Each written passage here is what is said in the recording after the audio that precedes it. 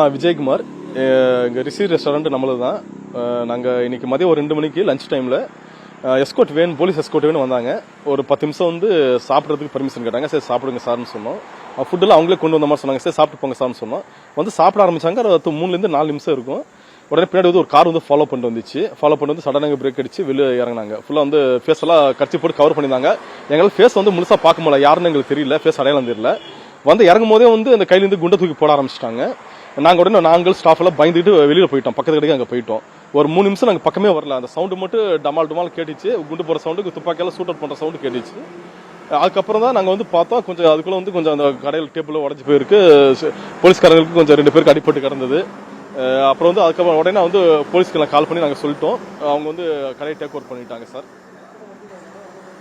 எத்தனை பேர்ல தெரியல சார். நாங்கள் பார்த்தா ஒரு வண்டி தான். எத்தனை பேர் பார்க்க முடியல. நாங்கள் ஒரு வந்து ஒரு 10 செகண்ட்ல நாங்கள் சுதாரிச்சுட்டு நாங்கள் எஸ்கேப் ஆகி போயிட்டோம். அதனால வந்து எங்களை கரெக்டாக நோட் பண்ண முடியல. கடையில் தான் சார். கடையில் தான் கடையில் தரையில் கொஞ்சம் சீலிங்கில் கொஞ்சம் சேதாரம் ஆயிருக்கு. தெரியல சார். ஒரு 3-4 இருந்திருக்கலாம். அது கரெக்டாக எங்களுக்கு கணிக்கல. நாங்கள் பக்கத்தில் அங்கே போயிட்டோம். அதெல்லாம் வந்து நடந்து கட்டணம் வந்து அந்த டைம்ல எதுவும் எனக்கு கணிக்கல, எண்ணவும் இல்லை. நாங்கள் கண்டிப்பாக பயமாக தான் சார் இருந்திருக்கு. மேடம் கண்டிப்பாக பயம் இருந்துருச்சு. நாங்கள் எவ்வளோ தப்பிச்சா போதும்னு சொல்லிட்டு நாங்கள் போயிட்டோம்.